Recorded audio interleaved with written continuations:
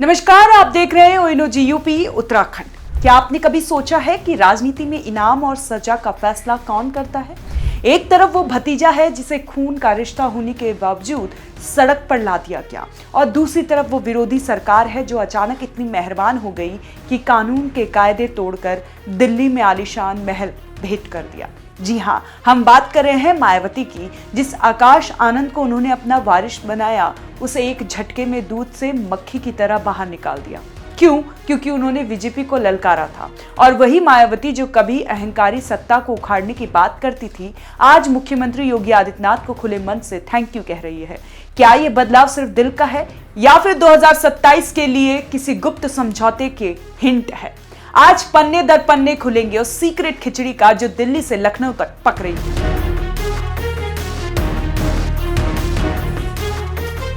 कहानी की पहली कड़ी जुड़ती है अप्रैल 2024 से। लोकसभा चुनाव का रण सजा था। आकाश आनंद सीतापुर में दहाड़ रहे थे।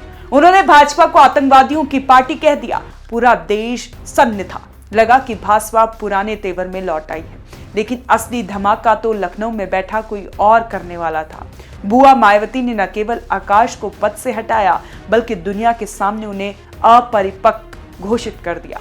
अब आप खुद से एक सवाल पूछिए, क्या अपने हक की लड़ाई लड़ना अपरिपक्वता है, या फिर मायावती को डर था कि आकाश के तीखे बोल भाजपा के साथ उनके अघोषित रिश्तों की नींव हिला देंगे? साफ था, आकाश भाजपा पर हमला कर रहे थे और मायावती भाजपा को बचाने के लिए अपने ही खून की बलि दे रही थी। क्या यह समझौता खुद की राजनीतिक फाइलों को बचाने के लिए था? वक्त बीता, चुनाव खत्म हुए और भाजपा का सुपड़ा साफ हो गया, लेकिन मायावती के तेवर भाजपा के प्रति मोम की तरह पिघलते रहे।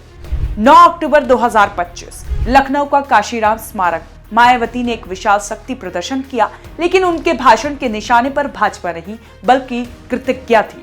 उन्होंने मन से मुख्यमंत्री योगी आदित्यनाथ का आभार जताया। वजह स्मारकों का रखरखाव। जरा सोचिए, जो पार्टी कभी स्मारकों के नाम पर एक दूसरे के खून की प्यासी रहती थी, आज वही शुक्रिया के कार्ड खेल रही है। मायावती अखिलेश यादव पर जो तेजाब उगल रही थी, लेकिन भाजपा के लिए उनके पास सिर्फ दुआएं थी। ये वो मोड़ था जहां दुनिया को समझ आ गया कि सबसे बड़ा खिलाड़ी कोई और ही गेम खेल रहा है। वर्तमान राज्य सरकार की भी बहुत बहुत आभारी है, और इसलिए आभारी है क्योंकि इस स्थल को देखने वाले लोगों के टिकटों का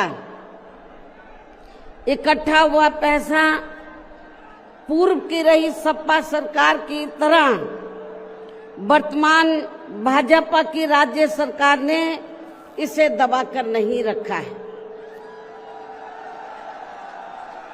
बल्कि पार्टी के आग्रह करने पर इसकी मरम्मत करने पर पूरा खर्च किया है। अब बात जनवरी 2026 की सबसे बड़ी खबर की। दिल्ली में मायावती को मिला टाइप 8 बंगला। राजनीति के माहिर जानते हैं कि ये कोई मामूली अलॉटमेंट नहीं है।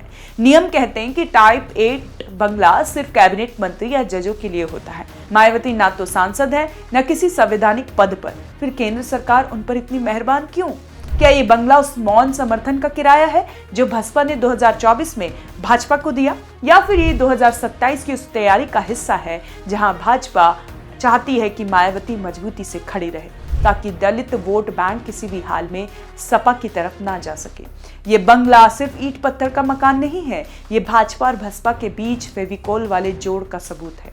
2027 के चुनाव में भाजपा और बसपा शायद कभी हाथ ना मिलाएं, लेकिन पर्दे के पीछे से सीटों का बंटवारा तय है। मायावती को उन्हीं सीटों पर लड़ाया जाएगा जहां वो समाजवादी पार्टी के वोट काट सकें। यह आलीशान बंगला दरअसल 2027 की अघोषित डील का एडवांस टोकन है। सवाल यह है कि क्या भाजपा का जमीनी कार्यकर्ता इस सीक्रेट खिचड़ी को हजम कर पाएगा, या फिर मायावती अपनी विरासत को भाजपा के चरणों में गिरवी रख चुकी है?